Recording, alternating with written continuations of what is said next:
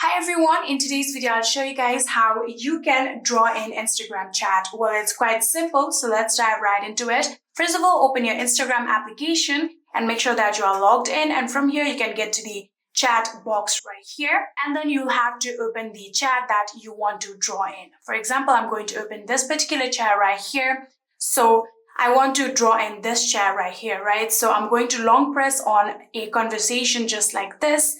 And then you can get the option of add sticker, tap on it. And after doing that, here you'll get a doodle option right here. So if you simply tap on it, here now you can doodle on the chat. You can simply draw anything that you want, just like this. Just like this. Here you can see I'm drawing. And when you're done with it, you can tap on the send option right here. And here you can see we have now successfully drawn in our Instagram chat. And yeah, that is it. I hope this video was helpful to you guys. If it was, please do not forget to hit that subscribe button and like our video. Thank you so much for watching. See you in the next.